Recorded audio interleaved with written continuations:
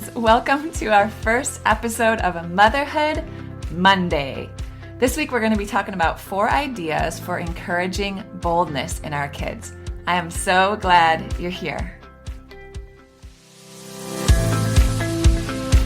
Welcome back to the Motherhood Podcast, a live workshop-style podcast that is helping thousands of moms redefine their motherhood journey. There was a point in my life when I was trying to do all the things: parent my kids, pour into my marriage, run a busy law practice, keep up my home. And what I found was that I was on the fast track to burnout until I discovered a better way. Now I help women just like you to close the gap between their vision of motherhood and what they're actually experiencing in their day-to-day lives. Together, we'll explore when and where to simplify, systemize, and surrender. I promise you, you're already doing so much better than you think. I'm your coach, Michelle Grosser, and this is Motherhood.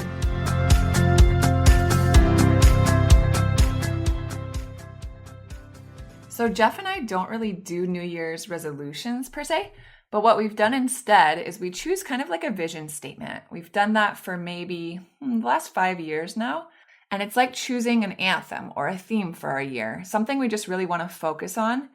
Last year, my vision statement centered around the idea of refining, and the vision behind it was just to be mindful and intentional about improving by making small changes. If any of you have read Atomic Habits by James Clear, it'll be kind of familiar, but the idea is just that we make small changes over time. So if each day we're just getting a little bit better, right? That 1% better each day. If we're progressing and changing in these tiny little increments, then the whole trajectory really changes over time, right? Because it compounds.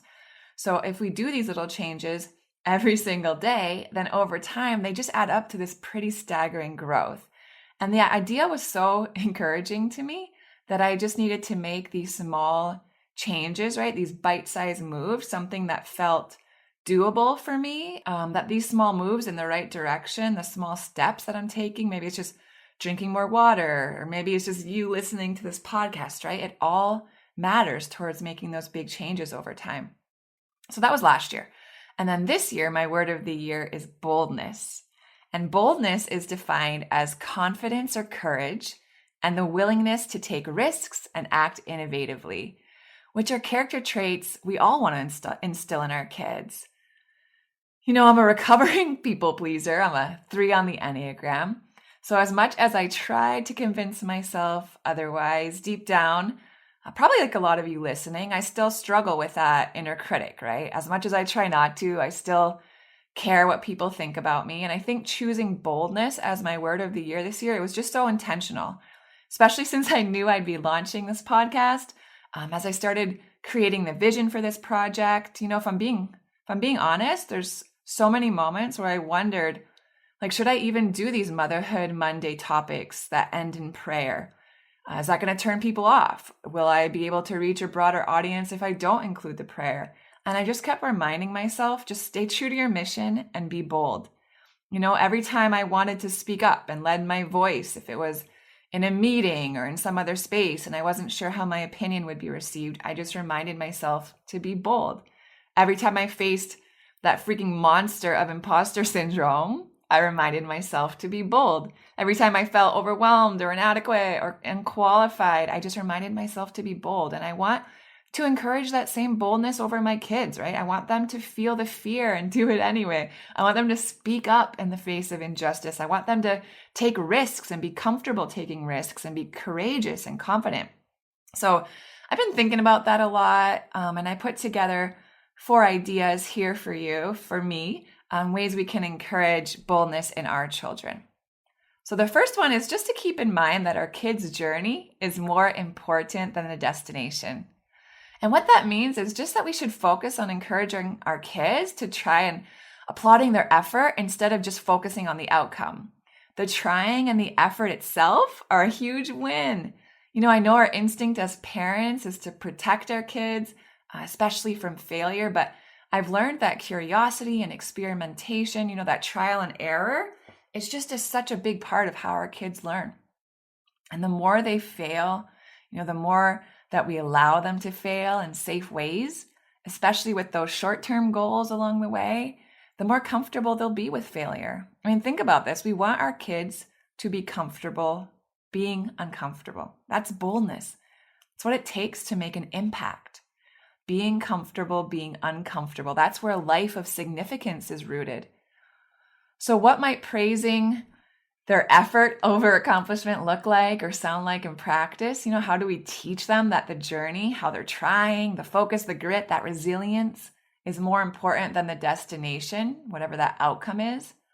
Well, maybe it's, rather than encouraging our young ones in their coloring that it's beautiful, which is the accomplishment, right? That's something that we might say, wow, that looks great. I love it. It's beautiful. We can focus on the effort rather than the outcome. So we could say something like, wow, I see how hard you're focusing, staying inside the lines while you color. You're really trying hard and paying attention, aren't you? I like how you experimented. You blended those colors together in this corner. So creative. You hear the difference? My focus is on how hard they're focusing and experimenting rather than just how the piece actually looks, right, on that outcome. And this is just a small example, but I think if we can make this a daily practice, it's actually quite powerful in the mindsets we're shaping. Maybe if you have older kids, maybe it sounds something like this. Like, I know you're disappointed your team didn't win, but man, I really admire how you've been waking up early and you've been staying up late. You've really focused on your form this season. As your mom, it's been really fun to watch you stick with it and to see how it's gotten easier for you as you've practiced.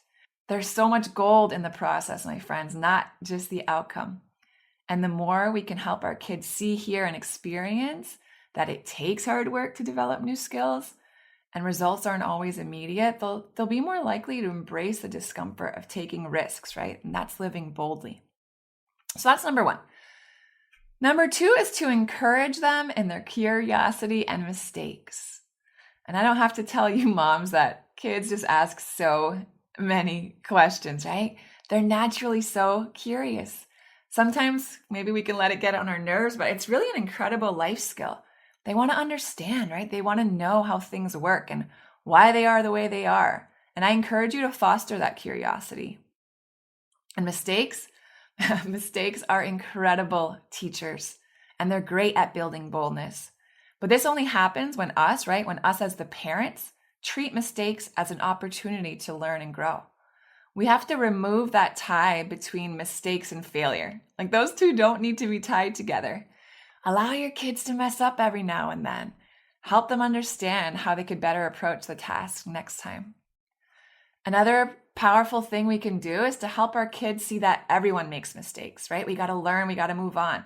There's something I read or heard a long time ago, I wish I could remember where, but the author was saying how her family has regular dinner conversation about how each person had failed that day, right? They just sit around the table and they talk about their failures of the day. Probably small stuff, maybe sometimes big stuff.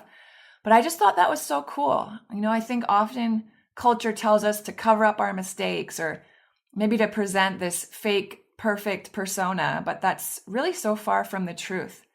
Living in fear of that failure is one of the biggest roadblocks to seeing our dreams come true.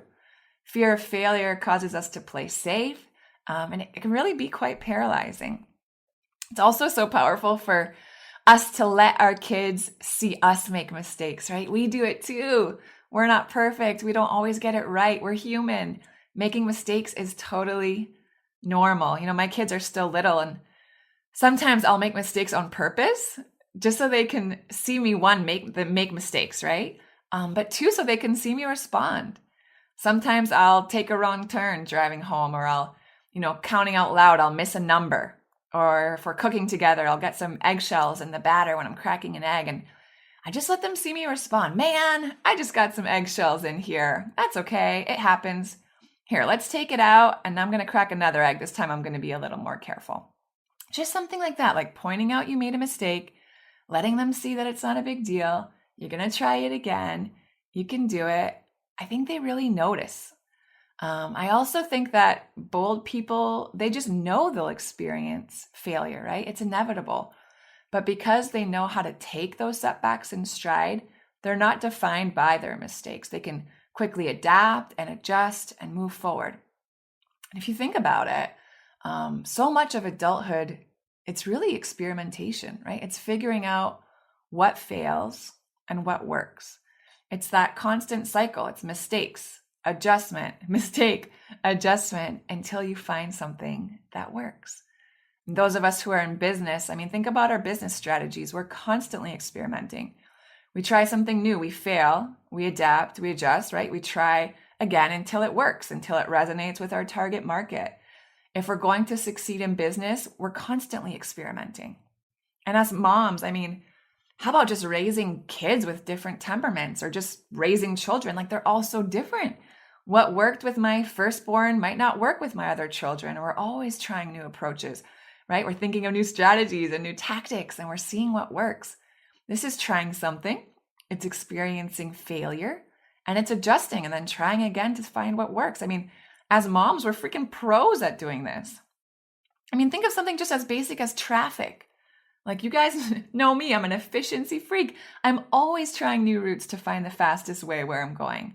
But if I take a new route and it takes me longer, that's a failure, right? But I adjust, I try a different way on the way home from work.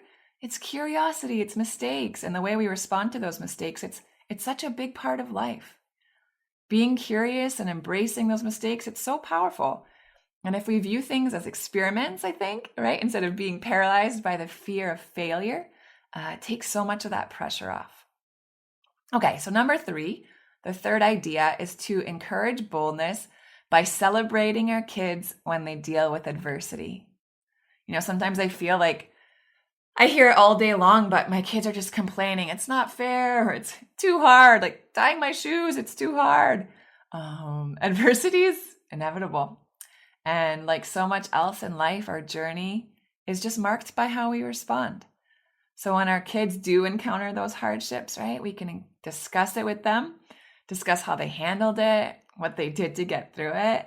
One thing I really like to do is just point out to them the new skills they have now, right? That was so tough. And then you did it, and now you have the skill. You used to not be able to do that, and now you can do it, right? How did this experience increase their resilience? Learning not to give up at that first frustration, not bailing after that one setback. That's just such an important life skill. And being bold isn't about getting it right all the time, right? It's not about living on easy street. It's actually the opposite. It's about keeping on and evaluating, adjusting, continuing, not falling off course when it gets tough. So when our kids face adversity and they show that resilience, that grit, and keep going, that's hard to do. That's an incredible accomplishment in and of itself. So let's just make sure we're acknowledging it and we're encouraging it. And then finally, the fourth idea I have for you is just to applaud their courage when they try something new, right? It's about just recognizing it. Whether it's jumping in the deep end of the pool, trying out for that part in a play, or going on their first roller coaster, we need to encourage our kids to try new and maybe scary things. We point it out, we make a big deal, we applaud their courage, and we can make sure we verbally recognize it, right? Wow, you are being so bold in trying this. I love watching you be brave and courageous. It goes back to the whole being comfortable, being uncomfortable thing, right? Trying new things, especially new things they're not good at yet. It makes our kids feel bold and confident. And it might be scary or hard, but they really can tackle whatever comes their way. And I want to talk about the power of that little word, yet. Friends, teaching our kids to add that word, just add a yet at the end of their thoughts of self-doubt or insecurity, it's so powerful. I'm not good at this yet. I'm not on the varsity team yet, right? I don't understand calculus yet. I'm not good at making my bed yet. This little word, it can just hold so much hope and so much encouragement, especially when our kids are trying something new. And it reminds me, my kids got these little scooters last year, and when we took them out of the box and they tried scooting in the driveway for the first time, guys, it was painful. It was painful to watch. First of all, these kids look like C-3PO, right? They're covered. They have helmets and shoulder pads and knee pads and all of this protection. But literally every single push on that scooter, they'd go like 3 inches and crash, just crash and burn. And gosh darn it, these kiddos kept at it. And now, they can scoot around the neighborhood with their eyes closed. But I don't let them forget it.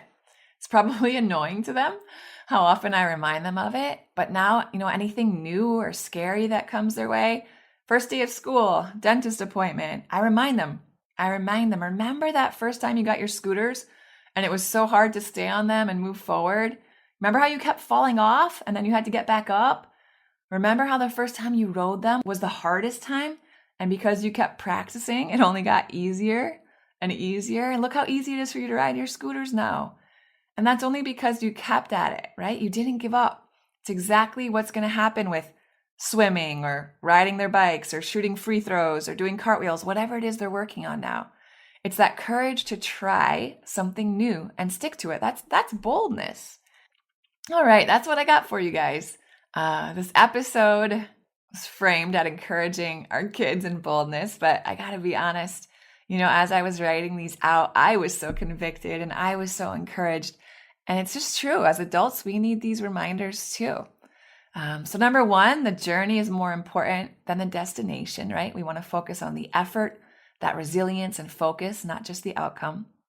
Number two, we want to encourage curiosity and mistakes, right? It's good for them to stay curious. Mistakes are inevitable, especially when we think of them as experiments, right? That's a powerful mindset shift. We use them as tools to figure out better ways to do things.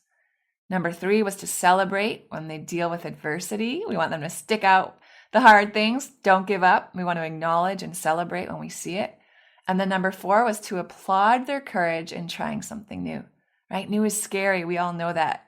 New takes bravery, recognizing and applauding when our kids try something new. So, all right, mamas, that is a wrap on our first Motherhood Monday. Let's pray boldness over our families as we jump into the week. God, you say the righteous are as bold as a lion. You give our families that boldness. Because you're with us, we know that no one can stand against us. You command us to choose fearlessness. Teach us to push through that fear.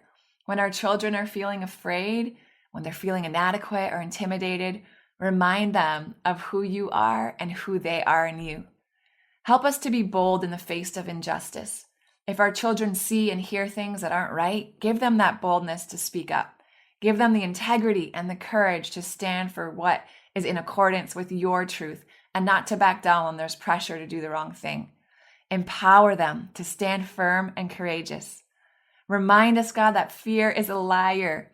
You gave us and our children, a spirit not of fear, but of power. And when our children lack confidence, help us to encourage them to stand tall in the certainty of their self-worth as your creation. Silence our negative thoughts. Crush those feelings of inadequacy. Let us rest on the knowledge that we are accepted by your love, regardless of other people's opinions. As your child, our children are good enough. They're strong enough. They can do all things through you who strengthen them. We know you're with them wherever they go. Clear their minds of the noisy clutter of this world and help them hear your plan for their life. Surround them, God, with supportive friends and mentors who will encourage them to walk in boldness. Help us guide them to be who you've created them to be and encourage what you've empowered them to do. We love you. We thank you. And it's in your name we pray. Amen. All right, mamas, let's live boldly this week. If you love Mommy's Podcast, leave a review. If you enjoyed this episode, it would be so awesome if you could take a moment to subscribe and rate the podcast. And if you have just a few more seconds to leave a quick review, they really help to get this podcast out to other moms like you. I read every last review, and trust me, when it's late at night or early in the morning before my kids get up and I'm working on bringing you all of this content, your reviews are what keep me going. Leaving a review is truly the best way you can thank me. And of course, DM me on Instagram at themotherhood.podcast. I love to hear from you. Thanks for listening to another episode of the Motherhood Podcast.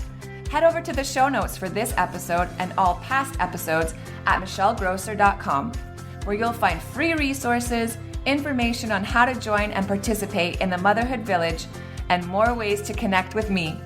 If you love the show, share it with a friend. Thanks again for tuning in. We'll see you next time.